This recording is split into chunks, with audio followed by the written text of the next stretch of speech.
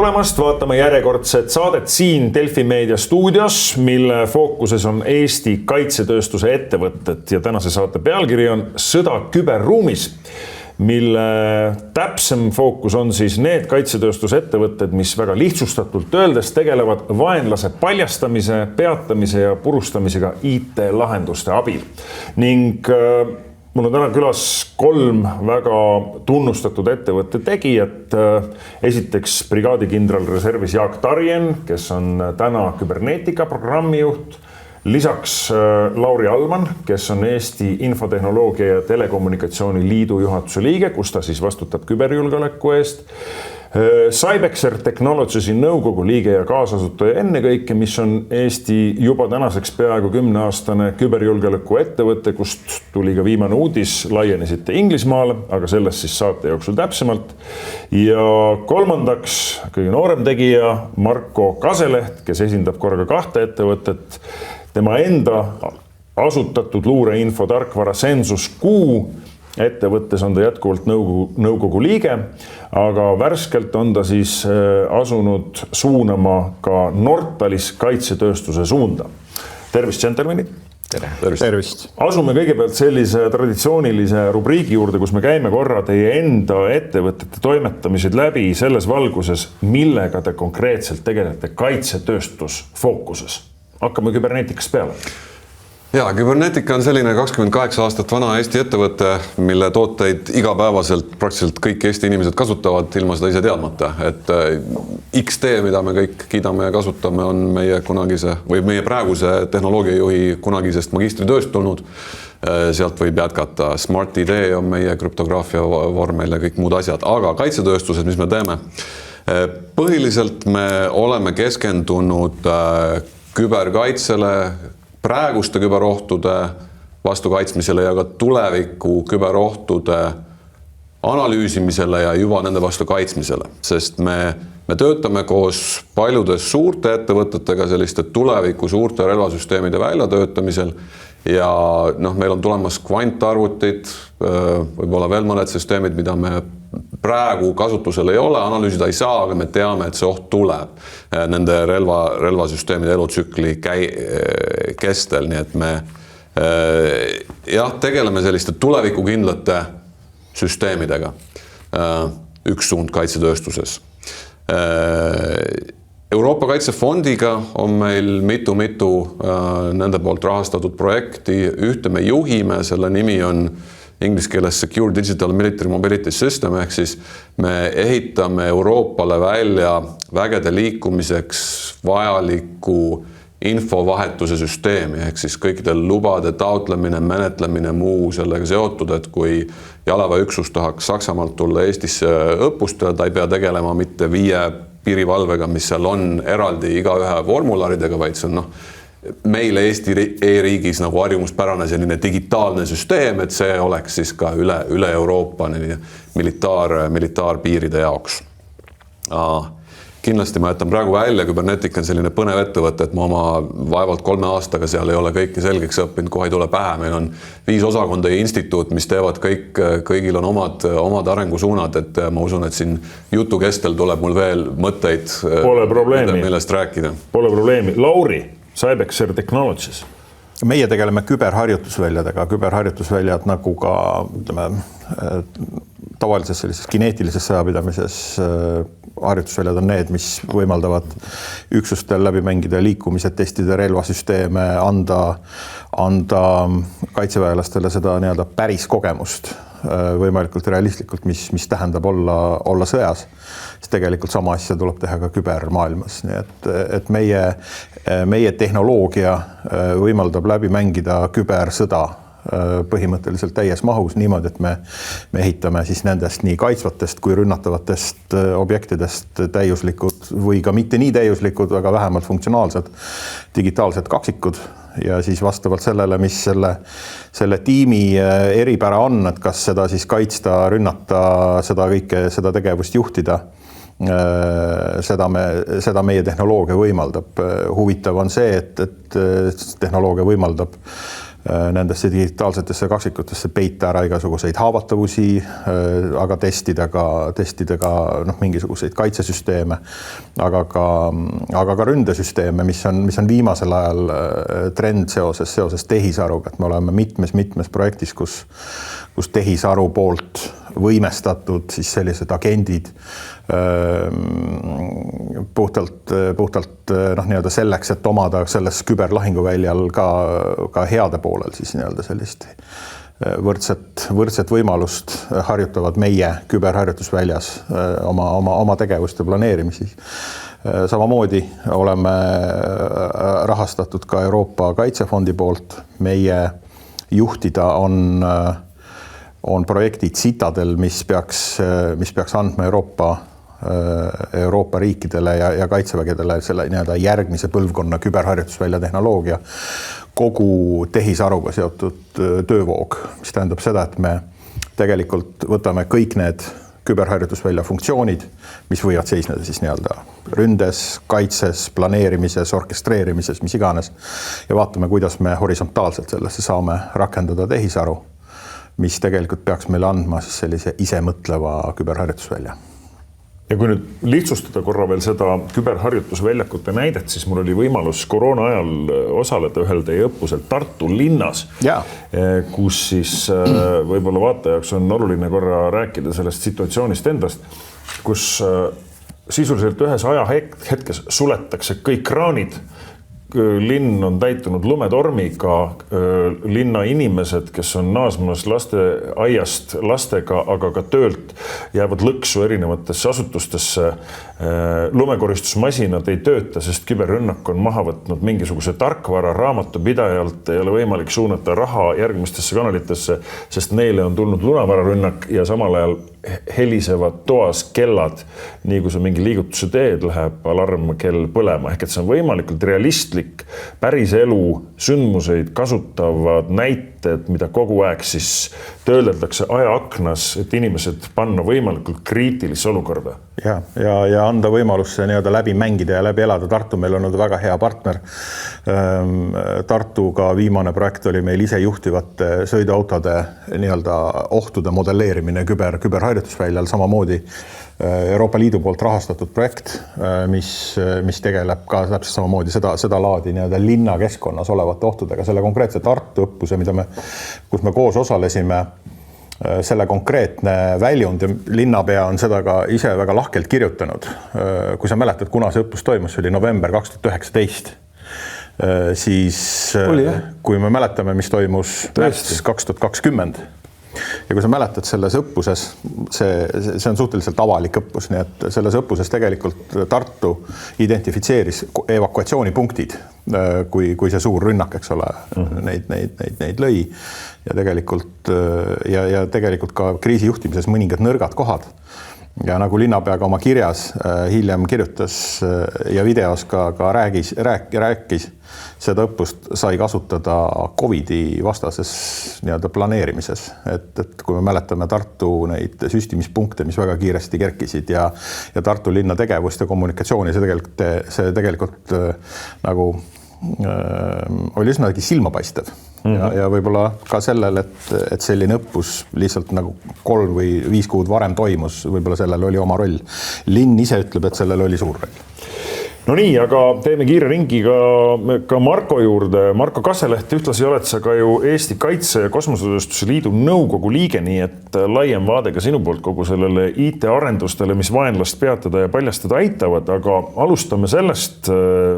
Omavahel öeldes oleme tuttavad hoopis ühest maailma kõige keerulisemast intervjuuprojektist. Võib-olla sellest siin saates pikemalt ei räägi, aga Kaitseväega seob sind küll see, et sealt sündis Sensus Q. Ja 15 aastat ma Kaitseväes olin ja kui ma ära tulin, siis kõigepealt ma maandusin nii-öelda siis teisele poole seda lauda, proovisin erinevaid rolle alates konsultandist kuni see osakonna juhini. Aga tegelikult süda siis kuulus kogu aeg sellele probleemile, mida ma ise kogesin missioonil. Ehk siis täna Sensus Q ehitab luureteabe ja informatsioonihalduse tarkvara, mis siis alati paikneb lõppkasutaja perimeetris, mis siis sisuliselt digitaliseerib 6-sammulise luuretsükli. Lihtsustatuna ehk siis aitab koguda, analüüsida ja jagada informatsiooni, mis siis omakorda tekitab selle efekti, et meil on parem situatsioonide mõistmine, mitte teadlikkus, vaid mõistmine ehk siis miks asjad juhtuvad, mis on keskkond, kes on mängijad. Ja see omakorda tagab selle, et meie reageerimisvõime on kiirem ja sisuliselt ka meie otsused on kvaliteetsed. Kas sa tohid ära rääkida siin saates selle loo, kuidas tegelikult selle juurpõhjus on peidus ühes Afganistani missiooni episoodis, milles sa ise osalesid? Ja aastal 2009 oli vist äkki 3. korda tuli missioonil mul. Sattusime üksusega valitsusse. Meil üks inimene sai surma, 3 väga raskelt haavata ja seal oli veel poisuhaavatud juures. Ja kui me läksime tagasi baasi, siis me saime teada, et kõrgemal HQ-l või siis elemendil oli informatsioon olemas selle valitsuse kohta, mida nad siis olid läbi raadioluurevahendite pealt kuulnud. Aga kuna samal ajal on lahingpiirkonnas või lahingus toimus nii palju asju, siis tegelikult nad ei teadnud, et meil on see teadmise vajadus ja see info meieni ei jõudnud lihtsalt. Ehk siis, kui me mõtleme täna sõjalises kontekstis, siis kõik vahendid, mis ringi lendavad või on maastikul olgu nad siis statsionaarsed kaamerad, mingid muud sensorid, mingid mehitamata õhusõidukid või mingid tarkvarad, nad kõik toodavad meile seda informatsiooni juurde. Aga nüüd konteksti saab ikkagi inimene, kes jälgib, mis siis tal toimub selles tema vastutusvaldkonnas või alas. Ja lihtsalt meid praegu seisuga pommitatakse selle informatsiooni üleküllusega. Tihti meie otsused ei pruugigi olla kvaliteetsed, me ei oska oma süsteeme ja tarkvarasid ja vahendeid ära kasutada. See, mida Sensus-Q teeb, on väga lihtsustatult öeldes Twitterist levipiirkonnas olevate telefonideni, ajalehtedest, ilmateadeteni miksib kogu selle informatsiooni, korjab kokku, analüüsib seda ja pakub missioonile või sellele objektile minejale maksimaalselt kõige täpsema, kõige värskema informatsiooni. Ja, ta loob lõppkasutajale, kes siis kasutab meie tarkvara, need võimekused ajaloolise ja kogu ligipääsetava info baasil. Nad on siis paremini ettevalmistatud ja suudab paremini reageerida. Ma toon hea näite, et kui sa võtad kellegilt mingi projekti üle, siis esimesed minutid sa oled väga segaduses, aga mida rohkem aega sa sinna projekti panustada, selle paremaks eksperdiks sa muutud. Nüüd kuu või 2 või 3 pärast sa tead kõiki detaile. Meie tarkvara eesmärk ongi siis sisuliselt seda aega lühendada, et sind eksperdiks muuta. Me salvestame seda saadet umbes ajal ja ta võib eetrisse minna ajal, kui möödub taaskord hulk aastaid D-päevast 44. aasta 6. juunil, mille puhul, kui ma õigesti mäletan, oli ju nii, et inimestel lasti saata Prantsusmaa rannikust postkaarte ja pilte, et saada aru, milline see rannik välja näeb, et kuidas oma üksused siis millisest liivakust või millisest mäekuhjast üles saata. Täna ju seda probleemi ei ole. Täna meil on probleem pigem sellest, et meil on infot liiga palju. Meil on infot liiga palju ja me tihti ei tea, mis informatsioon on meie jaoks siis vajalik või valiidne. Ja see on see mure. Kuidas Sensus-Q läheb, et Cybexeri puhul kuuleme, et laienevad Inglismaale küberneetikast rääkimata XT-d ja e-valimised. Kas Sensus-Q oma luureinfo tootjana, luureinfo sellise nagu tarkvara tootjana on ka jõudnud juba maailma? Ja, meil on olemas esimesed lepingud, millest ma ei saa kõva häälega rääkida, aga ka selles piirkonnas, kus minu kolleeg siis ühesõnaga ja loodetavasti lähiajal on veel suuremaid announcemente teha. Aga sisuliselt me oleme selles faasis, kus siis meil on olemas esimesed kasutajad, kes maksavad meie toote eest ja me nüüd järjest rohkem ja rohkem arendame toodet. Ja siinkohal on paslik ka meeles pidada, et kaitsetööstuses sukeldumine või sisenemine ongi väga kõrge sellise sisenemisbarjääriga. Et kui sa oled kaitsetööstuse startup, siis alla 10 miljoni tegelikus sisenemisbarjääri ei ole, sest sa ei saa minna lõppkasutaja juurde ja öelda, et kuule, et ma tahan sul raketti müüa, aga pool sellest on valmis ja ülejäänud poole teeme valmis siis, kui sa oled meile siis nagu raha maksnud. Et sa pead ikkagi selle toote viima teatud tasemele. No, me jõuame kohe ka selleni, et milline on teie kõigi 3 koostöö täna Eesti Kaitseväe või kaitsejulgeoleku asutustega, aga enne veel me peame ära rääkima ka selle, et sul on värske side ka Nortaliga. Mis sind seob Nortaliga? Ja, ma olen nüüd tänaseks, kuna ma olin Sensus-Q tegevjuht 5 aastat, viisin ettevõtte täpselt sellesse olukorda või sellele positsioonile, kus nad täna on, ehk siis maksvad kliendid on olemas, siis olen otsinud uusi väljakutseid ja aasta lõpus, eelmisel aastal sai alguse siis Sensus Q ja Nortali selline strateegiline koostöö, mille eesmärk on siis kahe ettevõtte võimekusi paremini kokku viia ja rohkem rahvusvahelise kliendile ligi pääseda. Ja nüüdseks olen ka me siis liitunud Nortaliga, olen siis nii-öelda kaitsetööstusvaldkonna asepresident ja suunan ja ma ei taha öelda, et juhin, aga annan siis omalaadset kogemust, et nad saaksid enda äri suurendada kaitsetööstusvertikaalis. Nortal ise on väga tuntud oma erinevate süsteemide integreerimiste ja võimekuste koha pealt. Lisaks nad on väga palju sellist sõjalist digitaalset taristut arendanud ja erinevad platvormi ühendanud, et minu jaoks oli see lihtsalt siis loogiline samm.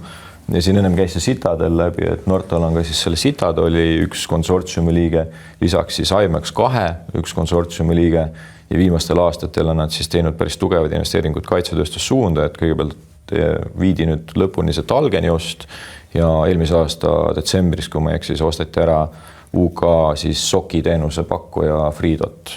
Siin kõlas palju selliseid termineid, mida tavainimene võib-olla kohe ei hooma, aga laseme neil võib-olla roboti abil neid dešifreerida. Lähme edasi. 2 konkreetset asja, millest on räägitud läbi terve selle saate, on referentsid.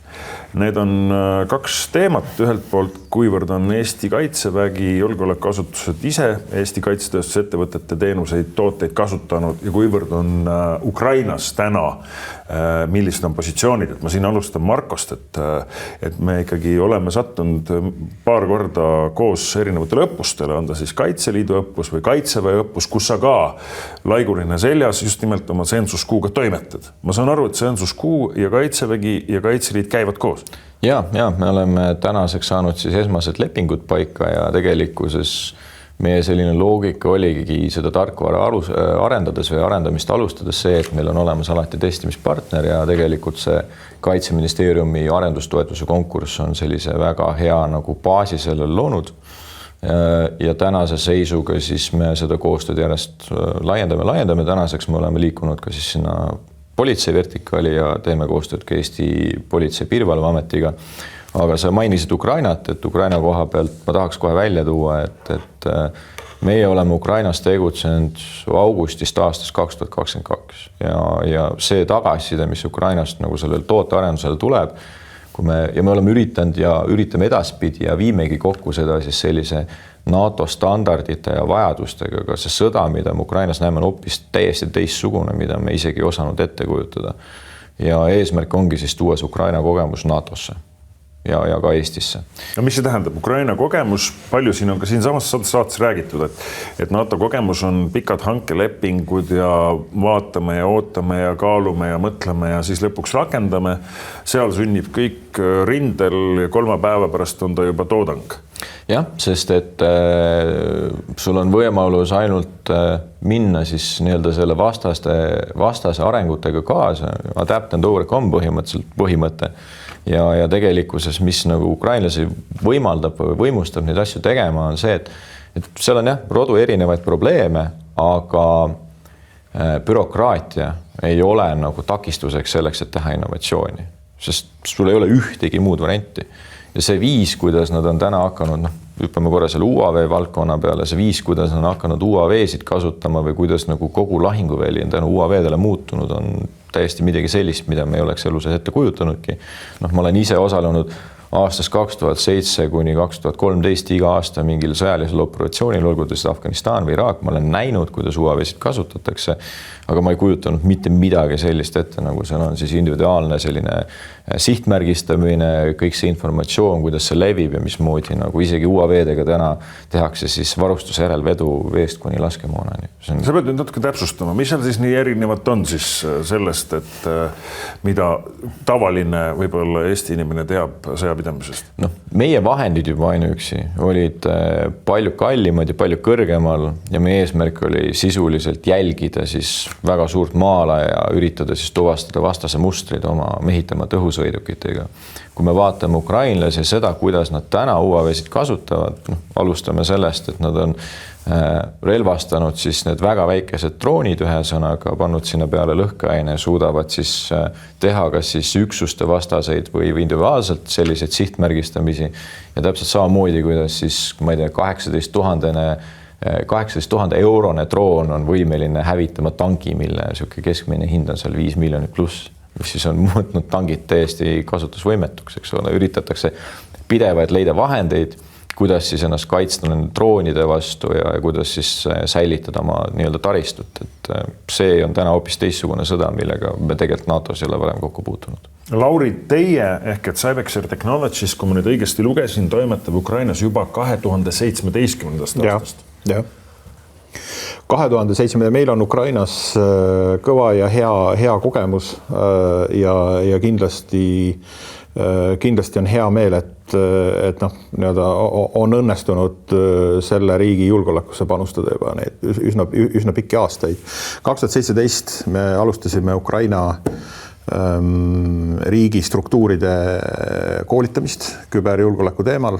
Ukraina on seda teemat võtnud alati erakordselt tõsiselt ja tegelikult ütleme, me kindlasti räägime sellest edaspidi, aga kui öeldakse, et nii-öelda mingisugustel küberrünnetel kas on efektid või ei ole efektid, siis kindlasti ütleme, kui me vaatame sõja algust, mis algas üsnagi klassikaliselt massiivse küberründega, siis see, et see suudeti tõrjuda 2 päevaga, sellel on kindlasti oma roll, õigemini, ma arvan, et põhipõhjus selleks on see, et Ukraina on küberjulgeoleku teemat lihtsalt võtnud väga tõsiselt.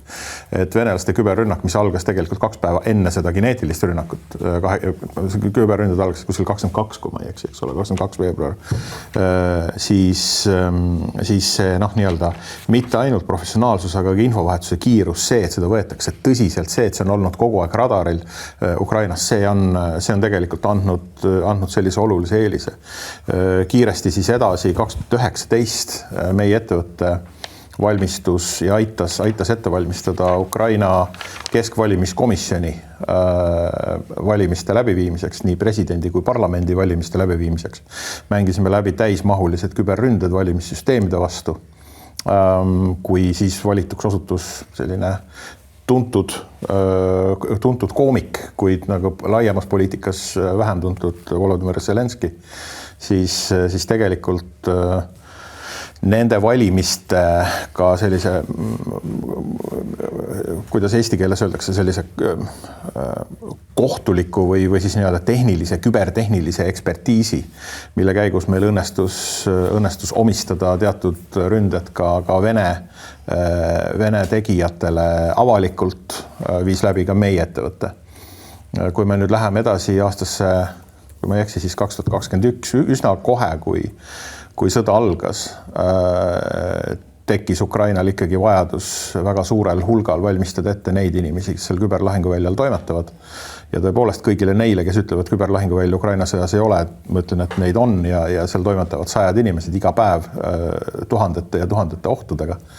Ja mitte ainult ohtudega, vaid tegelikult seda kasutatakse ikkagi võimalusena Ukraina enda edu saavutada, siis installeerisime sinna Ukrainasse ühte sõjaväeakadeemiasse ka oma küberharjutusvälja, kus siis väga suures mahus on võimeline sellist küberreservi koolitada ja ka selliseid eksperte. Ukraina toimetab selle tehnoloogiaga ise, meil nähtavus puudub, mida seal tehakse, aga ma võin kinnitada, et need inimesed on väga professionaalsed. Me oleme viinud regulaarselt läbi ka Ukrainas küberõppusi, mis võib jälle tunduda selles mõttes counterintuitiivne või kuidagi nagu ebaintuitiivne, et kuidas on võimalik, et sa sõja ajal nagu viid läbi küberõppusi, aga meie meeskonnad on neid läbi viinud regulaarselt, selleks on väga spetsiifiline vajadus, nende õppuste käigus on võimalik tuvastada terve rida haavatavusi, koolitada väga suuri hulki inimesi väga-väga kiiresti nende haavatustega tegelema, nendele vastu seisma. See on täpselt samamoodi jälle nagu neid tavalisi sõjaväereserve koolitatakse samamoodi, ka seda küberreservi valmistatakse neid ette lahinguväljaks ja mõlemad nii küberharjutusvälja installeerimine kui nüüd viimased küberõppused, mis me läbi viisime, on toimunud sõna otseses mõttes raketirünnaku all. aga see on ka, ma arvan, selline kõige selgem vastus neile, kes ütlevad, et nii-öelda ainult need kineetilised löögid aitavad. Et tegelikult see ei ole nii, et ukrainlased ise nende samade kineetiliste löökide all treenivad ennast ka see küberlahingu väljal. Et põhjus on üks illustratsioon, millega võiks kohe alustada, ongi see, et kui võeti üle siin teatud elektrijaamad näiteks, siis üks lugu, mida ukrainlased räägivad, on alati see, et süsteemi administraatorid selle ülevõtmise käigus võeti siis nii-öelda kirbule relvadega ja öeldi, et logige sisse admin passwordidega, siis ehk nii-öelda admin õigustega ja andke need meile selle ründe käigus üle. Ja nüüd küsimus, kui ma tahan küsida, et okei, et need inimesed tegid seda relva ähvardusel, et see justkui ei ole küberrünnak. Kas see on küberrünnak või see ei ole küberrünnak ja kas küber mängib selles sõjas rolli või ta ei mängi, siis minu vastus on sellele, et ka see relvaga toimunud rünnak on tegelikult küberrünnak. Sel põhjusel, et sellele rünnakule vastamiseks meil võib olla ükskõik kui võimas õhutõrje, ükskõik kui võimsad UAV-d, ükskõik kui võimas HIMARS. Me saame vastata küberruumis, sest me ei tea enam, kus nad on. Ja kui sa oled nüüd energiasüsteemis niimoodi sees, siis on väga tähtis sind sealt kinni püüda ja selleks, et sind kinni püüda, sa pead tegelikult teadma, kuidas toimuvad sinu liikumised, sul on vaja väga-väga palju inimesi. Ja nüüd see lahinguvälja efekt, kui need inimesed koguvad järjest rohkem andmeid nendest, ütleme näiteks kas või energiavõrkudest, nad ei pruugi ennast üldse nii-öelda manifesteerida kusagil Ukrainas, nad võivad manifesteerida ennast, ma ei tea, näiteks võtame mõned juhuslikud näited, äkki Lõuna-Prantsusmaal, kui me vaatame praegu, mis toimub Lõuna-Prantsusmaal, äkki Hispaanias. Nii et tegelikult see oht on lihtsalt nagu teise iseloomuga, kui tanki ehitatakse selleks, et lisaks sellele, et ta peab sõitma punktist A punkti B, võtma juurde järjest rohkem territooriumi, siis üks tanki roll või ülesannetest on ka olla hästi hirmus. Kui tank sinu poole sõidab, see on kole asi. Ja ta peab avalikult sind hirmutama. Siis kui me töötame välja kübervõimeid, siis üks nende ülesanne ongi jääda märkamatuks. Nad on tegelikult, ta on oma olemuselt täiesti teistsugune relv ja relvasüsteem ja seetõttu, kui keegi ütleb, et kübersõjal ei ole rolli selles sõjas, siis keegi teeb oma tööd väga hästi ja seda kahjuks vastaspoolel.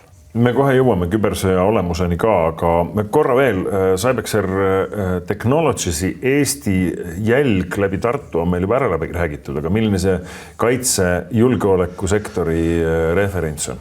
No me oleme töötame koos praegu CR14-ga, viimane projekt, mis me teeme, on näiteks seesama Euroopa Kaitsefondi rahastatud projekt, me oleme CR14-ga, mis on siis Eesti riikliku küberharjutusvälja selline sihtasutus, teinud erinevaid projekte näiteks koos Nokiaga 5G või 4G süsteemide nii-öelda ehitamisel küberharjutusväljale. Me oleme teinud koostööd erinevate õppuste väljatöötamisel.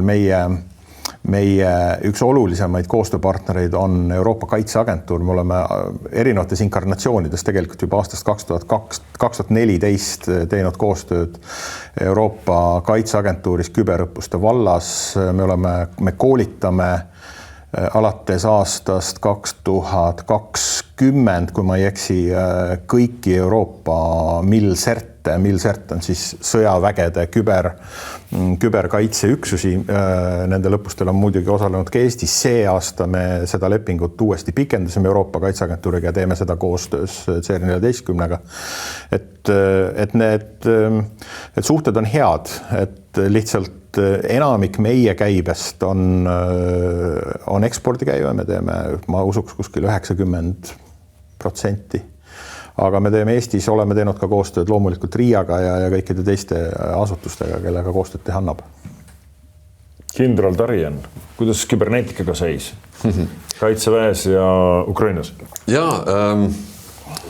Ukrainas kübernetika jälle kord on teinud tähtsad asju ilma, et keegi sellest eriti midagi teaks, et proovime seda viga parandada, et ka meie oleme seal aastast 2017 tõenäoliselt samade Euroopa Liidu rahastuste initsiatiivide alusel, mis Cybexergi.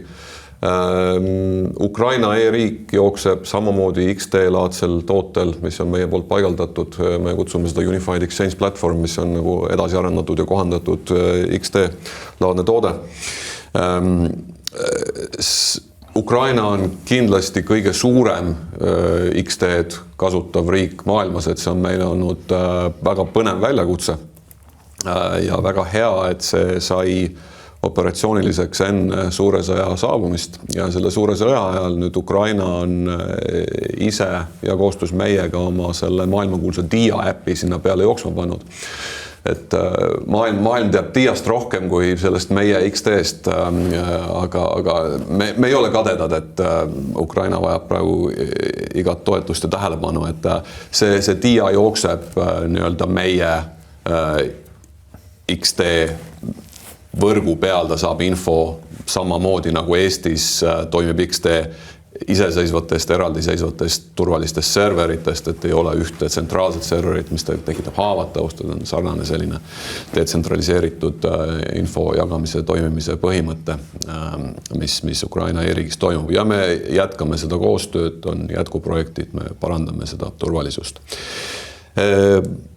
Eesti kaitseväega meil on olnud eraldi süsteemide integratsiooniprojekte, nad kipuvad praegu ajalukku jääma, on paar hanget käimas, kus me osaleme, et uuesti teha näiteks möödunud aasta, või oli see ülemöödunud aasta, politsei ja piirivalve andis mereseire radarid mereväele üle. See radarsüsteem on kunagi ammu meie poolt integreeritud, praegu on käimas hange selle uuendamiseks, kus me osaleme.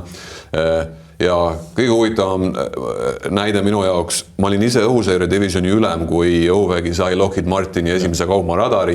Mina toona ei teadnud, et küberneetika aitab seda integreerida. Ma kuulsin teistest ettevõtetest, kes seda teevad, kuidagi küberneetika oskab teha kõiki asju nii tasakesi, et sellest ei tule suurt kära. Aga jah, et ka selliste asjadega oleme kaitseväe jaoks tegelenud. Praegu meie uuemad, suuremad arendused, me oleme kaitseväele maininud, et meil on valmimas üks põnev toode Euroopa Kosmoseagentuurile. Me teeme tehisaru põhist küberkaitsesüsteemi, mis siis reageerib oluliselt kiiremini, kui inimene suudaks või ta annab inimesele märku kahtlastest asjadest, mida inimene peaks analüüsima ja otsuse tegema. Et me kompame, kas kaitseväel on huvi selle vastu seda testida, aga see on arendusjärgus, et ma praegu... See on kuu konkurentsis, ma saan aru? Ei. Küberturvalisus meil, ei. Aha, ei ole luureinfo selline? Ei ole.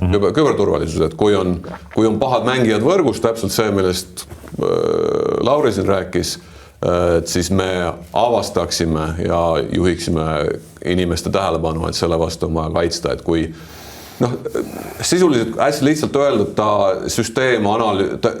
see meie programm analüüsib süsteemi käitumisi ja kui seal on ebanormaalne käitumine, mida tavapäraselt ei ole, ta juhib inimese tähelepanu. Tänapäeva kübersüsteemid on nii mahukad ja keerulised, et ükskõik mis arv inimesi ei suuda seda nagu füüsiliselt jälgida, et siis tehisaru võtaks selle funktsiooni üle. See on üks ja meie sellistest küberturveprojektidest. Keerulisi asju militaarvaldkonnas me oleme teinud umbes 10 aastat ja 3 projekti USA DARPA-le, Defense Advanced Research Projects Agency. Nad on väga valivad, kellele nad nagu selliseid teadustöö grante annavad ja et oleks Euroopas ettevõte, kes saab 3 tükki järjest sellist granti, seda ma ei tea isegi, kas on meie regioonis, kindlasti ei ole. See on Dan Bogdanovi juhitud meie Infoturbe Instituut. Väga põnevaid krüptograafilisi lahendusi, kus minu kui kaitseväelase mõistus jookseb kokku, kui Dan ükskord ütles mulle, et me teeme zero knowledge proofi, millega saab tõestada, et ma olen kuskil olnud ilma ütlemata, kus ma olen olnud, siis minu mõistus lõpetas, aga ja sarnaseid projekte on nad DARPA-le teinud veel, mis on kõrgem matemaatika ja krüptograafia. Tõeme laua puhtaks, džentelmenid, ja räägime nüüd sellest, et olge spetsialistidena mulle kui amatöörile teejuhiks. Enne 2022 aastat ma ikkagi mäletan selliseid jutupunkte, et kui see uus sõda peaks puhkema, siis see otsustatakse kõik ära küberruumis. Et umbes nagu 2017. aastal, kui möllasid viirused nimega Petja ja non-Petja, mis ka vist said alguse Ukrainast toonasele hetkel läbi raamatupidamisprogrammi, mida siis keegi seal uuendas ja niimoodi uuendas, et Inglismaal 17 000 operatsiooni lükati edasi. Arstid töötasid pastaka ja paberiga, sest kõik IT-süsteemid Inglismaal teatud sektoris lihtsalt keeldusid töötamast.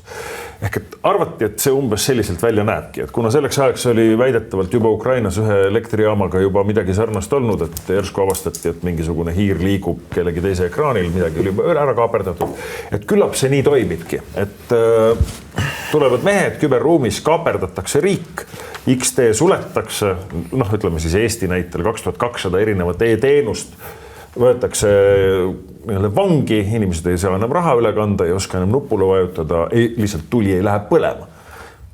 Midagi sellist ei ole juhtunud. No ma kohe tahaks öelda, et ma ei tea ühtegi, on olemas see tsitaat, et ükski merevägi pole ühtegi territooriumi okupeerinud.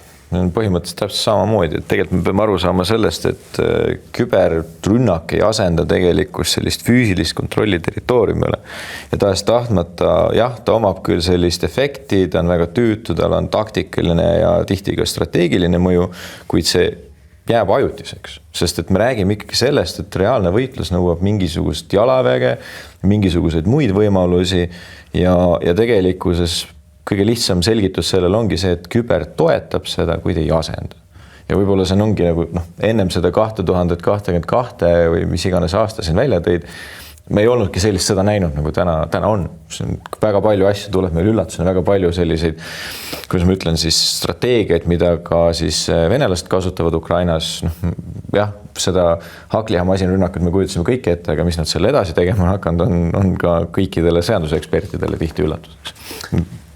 Ma ütleks niimoodi, et mina ei ole näinud sellist nagu nii julget projektsiooni, nagu sa kirjeldasid, et kübersõda asendab kõik ja et tulevikusõda ongi kübersõda, et ma ütlen, et see kõige suurem, ma arvan, et selline mainekahju, mis küberjulgeolekule või ka selline nagu ootuste üles bluffimine, mis on seotud küberjulgeolekuga, sai alguse filmist nimega Die Hard 4, kus tõesti nagu keegi oli, mingi häkker oli kuskil voodis ja siis kõik nagu lendas õhku ja Bruce Willis jooksis relvaga ringi, aga ta ei saanud midagi teha, sest see küber on nii võimas, et tegelikult sellest nii räägitud ei ole.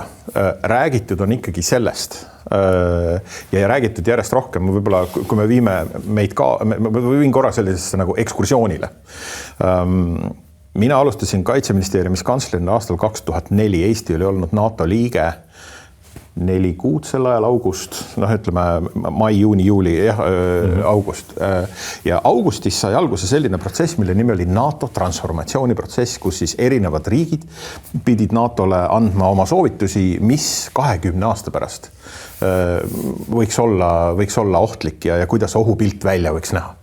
Ja meil kindral Kert, ja see tõepoolest oli kindral Kert, ja selleks siis oli vaja pakkuda välja ideid erinevate siis oivakeskuste loomiseks NATO riikide territooriumil. Kindral Kert, kes tol ajal oli Eesti sõjaline esindaja NATO juures, pakkus välja idee, et Eesti, kuna meil olid e-teenused sel ajal juba väga arenenud, võiks ja meie tunnetasime seda küberohtu nagu tegelikult reaalsemalt pakkuda välja NATO küberkaitsekeskuse loomise Eestis. Ja me tõesti augustis 2004 selle ettepanekuga alla kirjutasime ja tegime ja saatsime NATOsse. Ja mul on üles kirjutatud kindral Kerdi briefing pärast seda, kui ta oli käinud läbi kõik NATO esindused. Ja see on sama teema UAV-dega tegelikult, et Ukraina sõda on teinud sellised päris palju igasuguseid tõestusi ja mittetõestusi, aga ja kindral Kerdi kommentaar oli, ta käis läbi kõik NATO esindused aastal 2004 rääkimas ohust, mis olla 20 aasta pärast, ütles, et NATO riigid ütlesid, et nemad ei näe küberjulgeolekut osana oma tööriistakastist. Ja me pidime tegelikult selle keskuse rahastamiseks, mõtleme välja teise nime, paneme oma rahvusliku eelarve, kuni siis aastal 2007 tulid, sest kõik tegelesid sel ajal kõrbesõjadega, improviseeritud lõhkekehadega, mis oli ka nagu reaalsed probleemid, millega inimesed tol hetkel tegelesid. Aga küberist nii palju ei räägitud. Küberist hakati rääkima pärast 2007, kui Eesti vastu tehtud rünnakud tegi väga-väga eduka infooperatsiooni. Me olime esimene riik maailmas, kes rääkis küberohust nii avalikult. Teised riigid olid otsustanud sellest salastada. Ja seda Eesti näidet hakati kasutama, mis siis lõpuks viis selle nagu sellise küberi tulemiseni mainstreami ja tegelikult küberjulgeolekust hakati rääkima kui ühest domeenist, kus sõjapidamine toimub. Küberruum, meri, õhk, maa, ka kosmos, eks ole, et see on lihtsalt üks koht, kus seda toimub, me peame selleks olema valmis ja tegelikult ei rohkem, aga ega ka vähem. Ja siin ma tahangi rõhutada seda, et kui see küber seda toimub, ta toimub teistmoodi, toimub olemuselt teistmoodi kui see, kuidas liigub tank mööda maad. Üks ei ole tähtsam, teine ei ole vähem tähtsam. Aga selle küberrünnakute eesmärk ei ole mitte niivõrd nagu pauku teha, selliseid efekte luua, kuigi see tegelikult, ma arvan, toimub ja seda tulevikku me alles hakkame nägema ja selliseid hirmsaid asju võib hakata juhtuma veel ja veel. Aga kuivõrd ikkagi manipulatsioonid, informatsiooni kogumine, selleks, et küberründed oleksid edukad, need võrgud peavad püsti püsima. Isegi 2007, kui toimusid 2007 rünnakud Eesti vastu, siis enne rünnakuid pingiti meie võrke selleks, et nad päris kokku ei kukuks. Et eesmärk ei olegi kunagi teha täielik shutdown, sellepärast, et sellega sa tegelikult oma selle lahinguvälja võtad ka ära. See lahinguvälja peab tegelikult sul olemas olema. Et seetõttu ütleme, et näiteks, mina ütlengi, et meie jaoks kõige suurem tõestus, et küber tõepoolest on oluline, on see, et kui meie tiim on sõna otseses mõttes raketirünnakul tegemas küberõppust riigis, keda rünnatakse, siis tundub, et see on neil oluline. No mis siinkohal, ma ei taha sinult, Jaak, ära võtta seda sõna, aga me ei saa unustada seda, et kübersõda on tegelikult pidev ja kurnav. Seda stressi hoitakse seal kogu aeg peal ja see, nagu sa ise välja tõid, siis ei olegi eesmärk nagu midagi muud kui õõnestada usaldust, tekitada selline informatsiooniline kaos ja destabiliseerida. Ja see ei ole nagu tegelikkus ainult tehniline võitlus, vaid me peame aru saama ka sellest, et see on selline psühholoogiline võitlus, kus siis tegelikult me üritame mõjutada ka seda riiki ja rahvast. Kui meie süsteemid ei toeta, siis usaldus ei kao. Mul on 2 assotsieeruvat infokildu.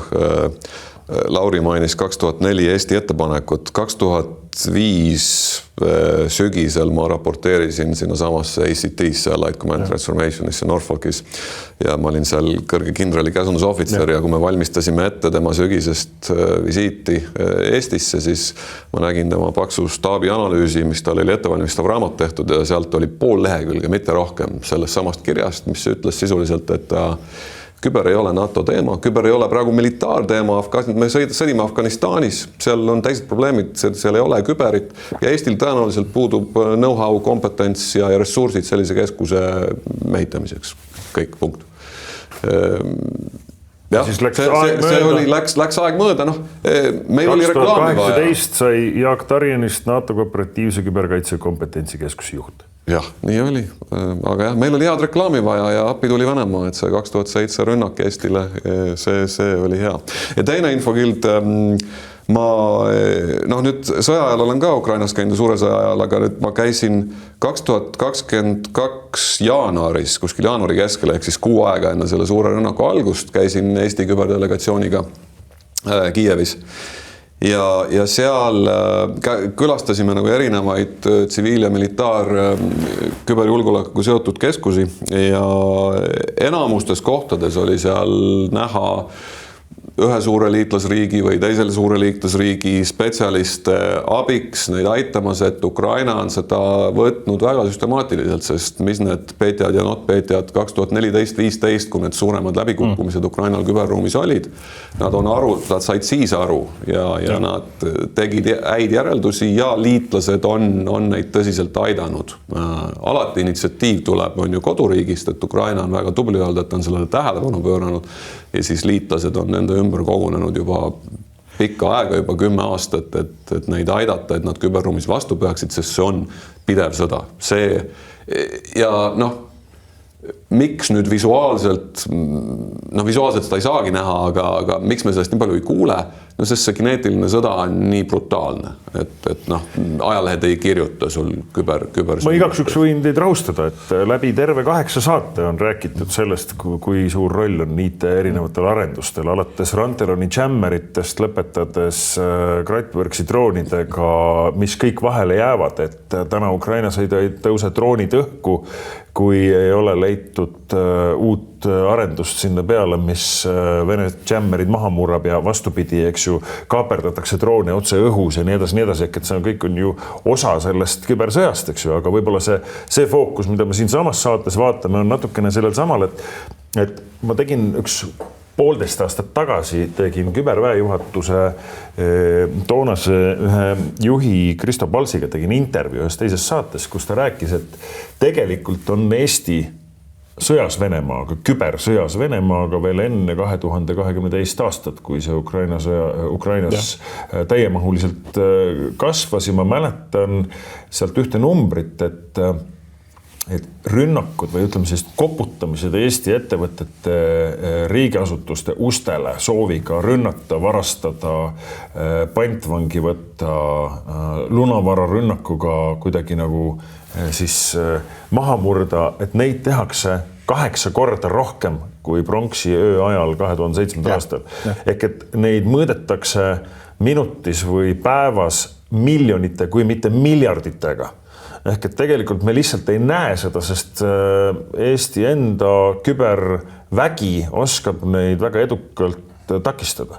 See on üks teema, et siin on tegelikult nagu mitu teemat reaalselt. Üks, mis ma tahtsin ka juurde öelda, ongi see, et me ei näinud konkreetsete küberrünnete efekte või ütleme neid tulemusi 22. veebruaril, kui need ründed algasid, eks ole, 2022, eks ole. Esimene laine oli jaanuaris minu. Isegi juba jaanuaris. Oli see, et ukrainlased lihtsalt olid väga head. Nad olid valmis. Et nad olid lihtsalt väga head, need ründed tõrjuti. Need ründed tõrjuti koostöös Microsoftiga, Symantechiga, paljude teiste ettevõtetega, need ründed lihtsalt tõrjuti. Tõrjutud on ka järjest teisi ründeid, et on alati see võimalus, et pool, keda sa ründad, on lihtsalt hea.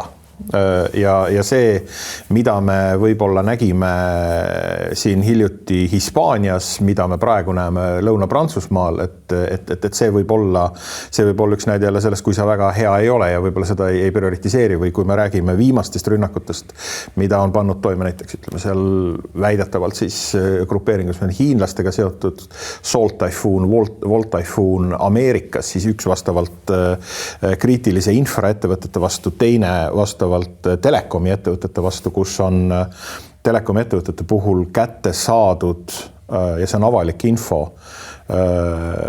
kogu nii-öelda legaalse pealtkuulamise programm, mida juhtis FBI, ehk siis need kurjategijad, keda FBI pealt kuulas, neid kuulas pealt ka, ütleme siis nii-öelda Hiina.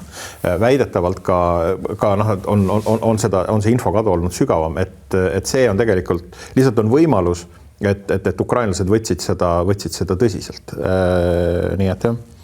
No, kui me räägime nendest pealtkuulamistest, siis vähemalt siis, kui ma väga aktiivselt igapäevaselt Ukrainas toimuvat jälgisin, küllap see on siiamaani ju nii, et neid pealtkuulatud vestluseid lastakse seal operatiivselt ju pidevalt eetrisse, mida venelased oma kodustega räägivad või omavahel räägivad, et ma saan aru, et nii-öelda selline peilimine on iseenesest mõistetav kogu selles asjas ja ka seda informatsiooni ju Census-Q ilmselt ju kasutab.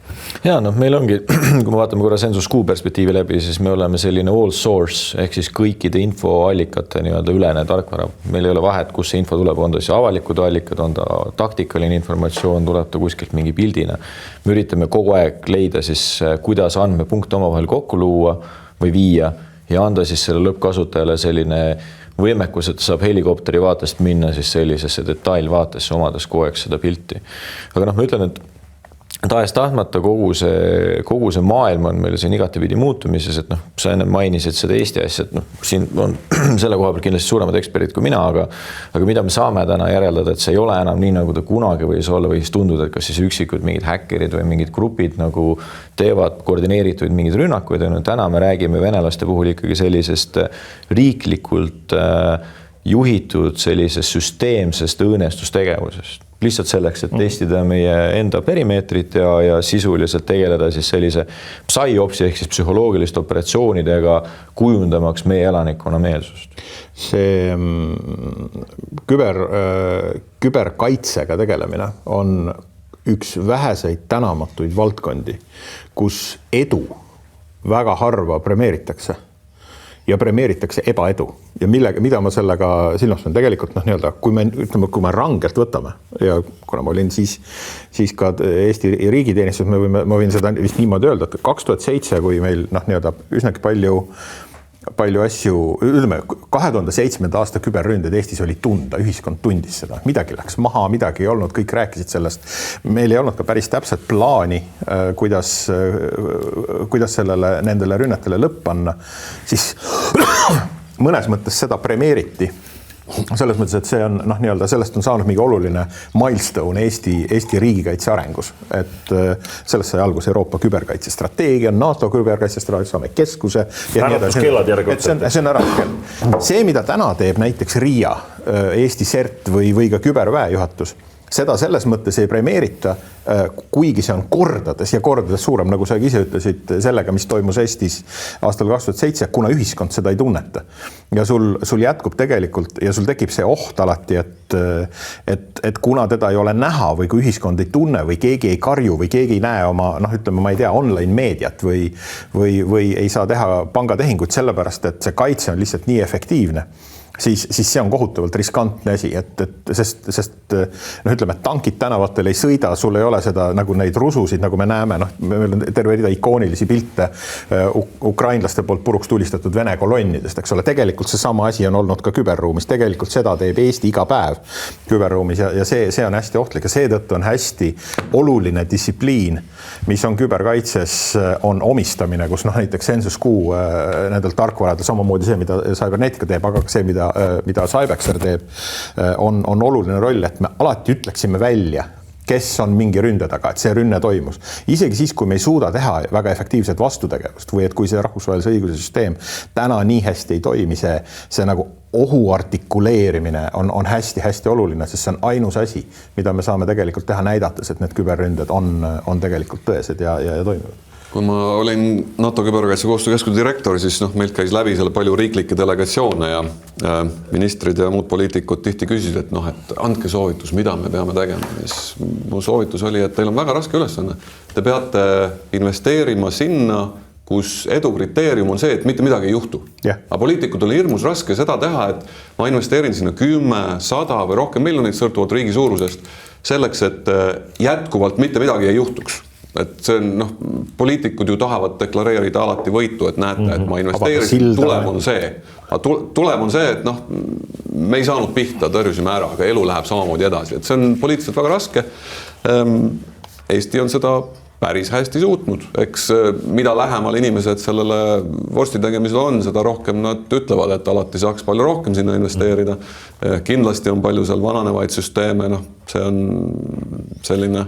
Ja kogu aeg käib üksteise üle trumpamine, et leiutada uusi nippe, kuidas toon paralleeli, need on need nii-öelda küberkelmid või siis nagu investeerimiskelmid, kes helistavad inimestele koju juba aastaid hoolimata miljonitest, mis on pandud kommunikatsiooni, et inimesed ei annaks kelmidele oma raha. Jätkuvalt loeme uudist, kuidas Viimsist 46-aastane naine andis investeerimiskelmidele 220 000. Et see tundub nagu arulage, eks ju. Aga ma saan aru, et see on hea näide, kuidas ka nemad pidevalt arenevad, leiutavad uusi nippe ja nüüd kasutavad selleks sõna otseses mõttes tehisaru, kes siis muudab häält, luues lähedase inimese kuju või hääle, mis justkui peaks sisendama peatsele ohvrile, et nüüd on vaja raha kanda, sest lähedane on hädas. Kui palju seesama robot, seesama AI, seesama tehisaru nüüd kogu seda sõjapidamist küberruumis veel keerulisemaks muudab nii kaitse kui rünnaku kontekstis? Me puutume selle AI poolega hästi palju kokku, et kõige tähtsam sellest AI-st aru saada on see, et see ei asenda mitte kunagi otsustaja, et see saab alati toetada. Ja kui me räägime nagu AI-st, siis me vaatame pigem seda, et mis on nagu AI head küljed ja mis on nagu sellised negatiivsed küljed, et nagu AI on võimeline hästi palju andmeid korraga läbi sööma, aga samas, kui me räägime sellest, et tal on vaja nagu endale aru saada mingis kontekstis, see ei pruugi olla seal, kui keskkond muutub täpselt samamoodi. Ja tegelikkuses me üritamegi AI-d kasutada selleks, vähemalt meie majas, et me suudaksime aru saada kiiremini siis sellest andmehulga nagu sisust, võiks öelda. Ja tegelikkuses me põhiline fookus on optimiseerida neid protsesse, ehk siis lühendada.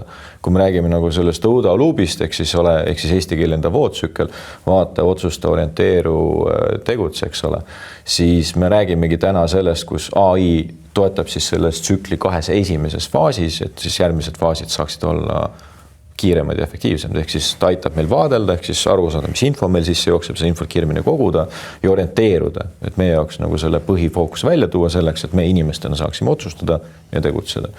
Et noh, ta ei muuda nagu, ta muudab väga palju, aga samas ta ei muuda, et noh, minu meelest see oli mõned aastad tagasi tuli see Palantiiri mingi uudis välja, ma mäletan, kummaga see nüüd oli seotud vist Kotamiga, kus siis küsiti sellelt mudelilt, et noh, et mismoodi siis erinevates getodes kuritegevust maha viia. Ja siis selle soovitus oli väga lihtne, et pange iga kvartali nurga peale politseiauto. Aga mida see nagu mudel arvesse võtnud, seda on see, et sellega suretatakse välja kogu sealne siis nii-öelda ühiskond. Et inimesed näevad politseid hoopis teisel viisil, selle AI sellest aru ei saa, tema vaatas lihtsalt seda, et mismoodi kuritegevus väheneb. Aga seda, et ülejäänud elu selle ära närbub, seda ei pandud tähele. Ja noh, täna nagu põhiküsimused on see, et kuidas treenida selliseid AI mudeleid hästi kiiresti ja kuidas ka mõnes mõttes neid nagu, mis see sõna siis on, siis kuidas seda treeningut nii-öelda tagasi võtta. ChatGPT näide on ideaalne, et mida rohkem infot sa sinna sisse pressid, seda nagu lakoonilisemaks need vastused tal tegelikkuses lähevad, eks ole. Et kuidas sa siis nagu mitte treenid seda AI-d. Ja teine asi on siis meie jaoks ka see, kuidas me ütleme, iseenesest mõistetav või iseennast selgitav AI. Et kuidas ma nagu tean inimesena, kui ma pean nüüd otsustama mingi info baasil, või mingi otsuse langetama, kuidas ma tean, et see AI, kas selle info, mis ta mulle ette visanud, kas see nagu valiidne minu jaoks, on see täpne, või ta annab mulle mingid soovitusid, kas need on siis nagu täpsed. Et seal on nii palju küsimusi, nii palju probleeme, see on kindlasti võimalus, mida tuleb järgida, aga nagu samas siin on väga palju ohtusid, et ma tooks selle nii-öelda nagu selle vastaspoole konkurentsi teema ka sisse siia, et kui me vaatame täna selliseid Vene režiime ja selliseid autoritaarseid režiime, siis neil tegelikkuses ei pruugi tihti olla paremad süsteemid kui meil.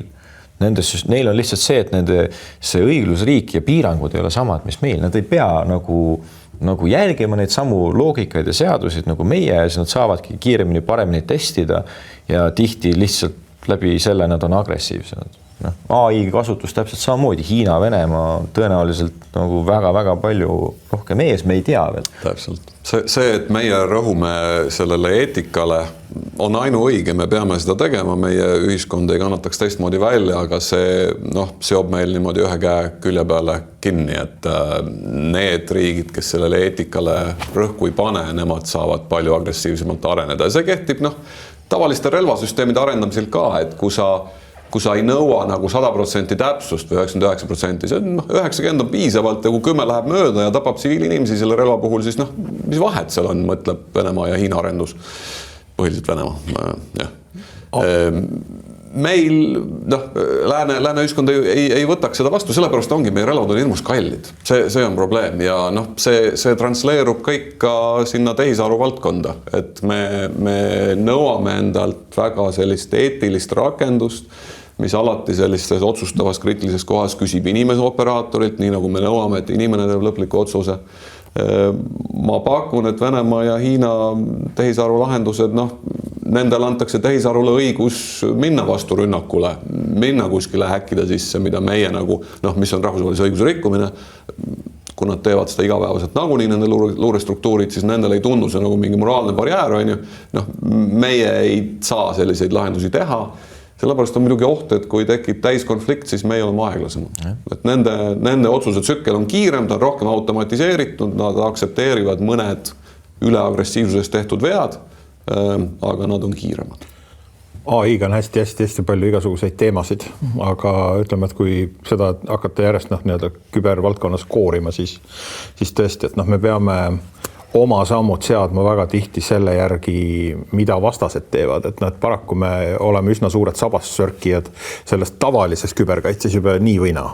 Et paraku on see dünaamika on selline, et vastane on kuidagi nagu sammu võrra ees ja ta on sammu võrra ees sellepärast, et me ei mõtle agressiivselt. Et me ise et me oleme nagu väga kaitsepositsioonil ja see on kindlasti asi, mida ütleme täpselt samamoodi nende õppustega, läbimängudega me saame muuta, kui me paneme lihtsalt mõned inimesed sellesse rolli, et sa pead olema seal nagu ründaja rollis, võtma selle mõtteviisi. Teine teema, mis AI on toonud, ütleme sellises nagu ohukeskkonnas on see, et AI on ära võtnud motivatsiooni, et ütleme, kui varem selleks, et sa satuksid küberründe ohvriks või kui sa satuksid näiteks isegi vaenuliku riigi küberründe nagu objektiks, eks ole, et siis sa pidid kuidagi silma torkama või või eeldati, et ega nad mulle midagi ei tee või niimoodi. Täna, ütleme, eelmisel teisipäeval Microsoft teatas 5 nullpäeva haavatavusest oma süsteemides. Seda iga kuu teisipäeviti või nimetatakse Patch Tuesday, kuigi seda üritatakse nüüd muuta, aga põhimõtteliselt teine kord teisipäeviti maailm kuuleb sellistest asjadest, mis on nullpäeva haavatused. Eelmisel teisipäeval kuulis 5 nullpäeva haavatusest. Tähendab, et Microsofti süsteemides, mida me kõik kasutame, on 5 sellist auku, millest mitte keegi varem polnud kuulnud. Nüüd me peame kiiresti hakkama neid paikama. Meie hakkame neid paikama, aga seda nüüd niipea, kui need teatatakse, kõik grupeeringud maailmas, nii riiklikult sponsoreeritud kui mitte riiklikult hakkavad neid reverse engineerima ehk siis nii-öelda tagasi inseneerima ja sellistele aukudele, kui meie nii-öelda mõtleme välja turvapaigad, siis tegelikult pahalased mõtlevad välja sellised ründevektorid või ründevõimalused ja ründeagendid. Nüüd vanasti neid ründeagente oli ikkagi launchiti või lanseeriti üsna manuaalselt, siis täna neid lanseerib AI ja tema motivatsioon. Praegu maailmas sel nädalal toimubki selline võidujooks nii-öelda ründajate ja kaitsjate vahel, kui kiiresti me suudame kaitsta nende ründakute vastu, mis täna nüüd toimuvad AI poolt ja see on ainsaks kriteeriumiks on, kas oled omale paiga pannud või ei ole ja kui ei ole, siis sa saad selle rünnaku. Et see nagu totaalsus on see, mis selle AI puhul on kindlasti väga, väga muljetavaldav. Ja nüüd mõtle selles raamistikus, me räägime küberist, siin küberist räägitakse kui eraldi sellisest domeenist, aga tegelikult küber nagu ei ole ammu enam eraldi domeen. Ta käib õhu, maa, mere, kosmose, kõikide asjade kaasas. Meie vahendid, mida me kasutame, meie relvasüsteemid, mida me kasutame, on üha targemad. Kui me nagu räägime sellest, et Microsoftis nagu on sellised augud sees, siis ja selleks tihti kasutatakse ka AI-d, et neid auke tuvastada nagu vastaspoole pealt. Me räägime sellest, et Microsofti Copilot aitab koodikirjutajatel juba väga hästi edukalt koodi kirjutada ja kontrollida, siis see tähendab seda, et see massiivsus kasvab, hakatakse otsima neid auke ja lõppkokkuvõttes ongi sul see, et sa hakkad vastase vastu mingit tegevust tegema ja sinu oma nagu targad süsteemid võivad pöörduda sinu vastu. Kuulge, lõpetuseks viimane peatükk kiirelt. Me räägime väga palju paikamisest, kaitsest. Oleme valmis, nemad on võib-olla kiiremad, neil on eelis, nad ei ole nii humaansed.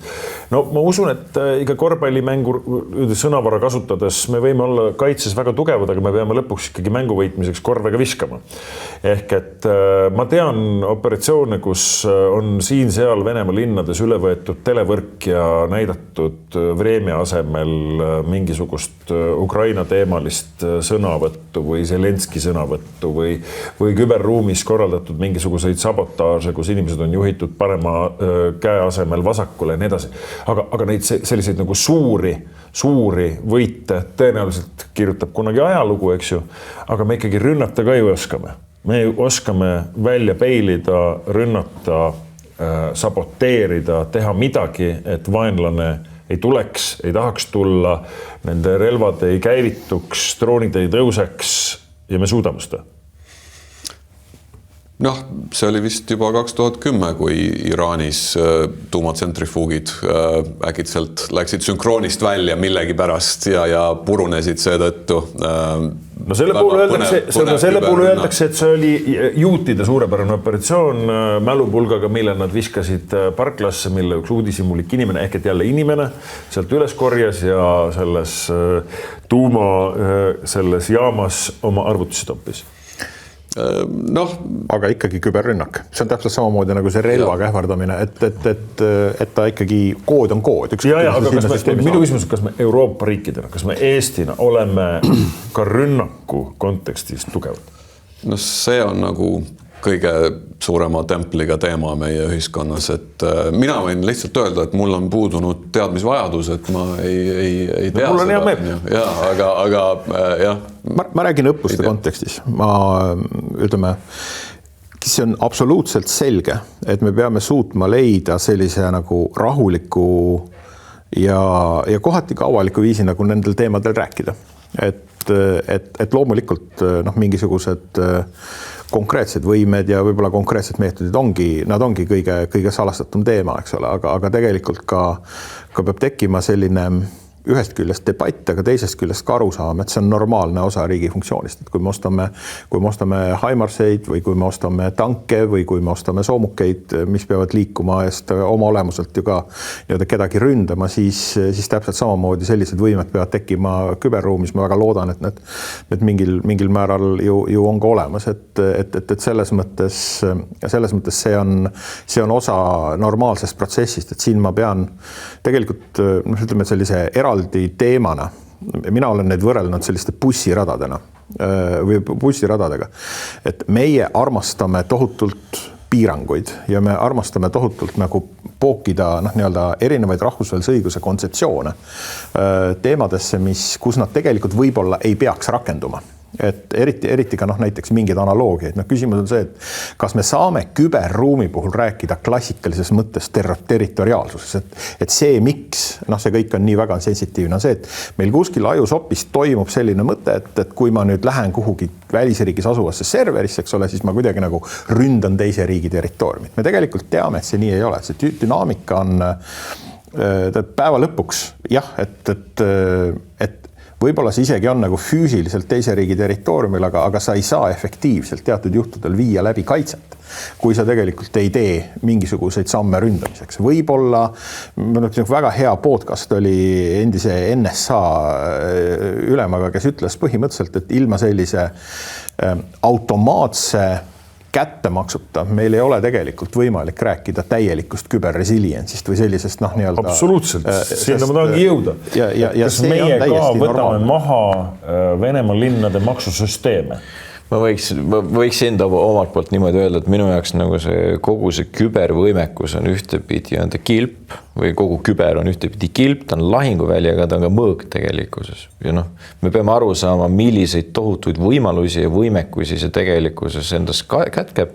Ja täpselt samamoodi nagu selles suhtes, et me oleme võimelised ühe vale klikiga või mingisuguse vale muudetud koodireaga harvama tervet organisatsioone. See tähendab seda, et ilmselgelt need võimekused on sees, need on arvestatud, me väga ei räägi nendest ja mida vähem me räägime, seda vähem ka meie vastaspool teha. Ründevõime loomine, see ei ole nii nagu filmis, et patsiga poiss või tüdruk istub laptopi taha ja varsti juba hakkavad asjad juhtuma, et see võtab kuid, kui mitte aastat. Sa kogud luureinfot kõigepealt, millised süsteemid on kasutusel, mis haavatavused seal on, sa lood selle võime ja siis sa ootad, kas on vaja seda käiku lasta. Aga võib-olla juba, kui sa pool aastat ei lase teda käiku, kui sa oled lihtsalt valmis, siis vastane uuendab oma süsteeme, leiab need augud, et vaevalt, et NATOs kuskil praegu on teadmine, mida iga riigi küberväejuhatus üksikuna suudab teha, sest need on väga hästi kaitstud saladused, ei ole sellist ühist küberrelvade depositooriumi NATOs, mis on kõigile läbipaistev. See suurendaks võimalust, et see teave lekib ja siis vastane saab selle vastu kaitset luua. Et me kindlasti sellega tegeletakse, aga seda infot väga-väga kaitstakse. Kuulge, selle kõigega on tark lõpetada, juttu jätkuks loomulikult kauemaks kuni personalini välja, kas meil on piisavalt inimesi nii edasi ja mis kõik tulevikus saab. Me oleme siin juba tund aega ja enam kõnelenud sellest, kuidas kübersõda toimib ja kuidas me selleks valmis oleme. Hea on see, et me oleme valmis, me oleme kaitstud ja me oleme suuteliselt ka vastast ründama.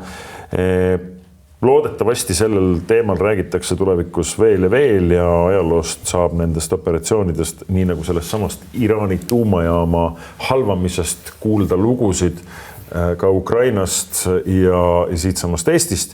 Igal juhul mina pean siit täna ütlema suur tänu brigaadikindralile reservis Jaak Tarjenile, kes on küberneetika programmijuht, Lauri Almanile, kes on Cybexer Technologiesi nõukogu esimees ja kaasasutaja ja Marko Kaselehele, kes on siis korraga siin nii luureinfo tarkvara Sensus Q asutaja ja nõukogu liikmena, aga ka ettevõtte Nortali kaitsetööstuse suunajuhina ja lisaks ka Eesti kaitsetööstuse nõukogu liikmena.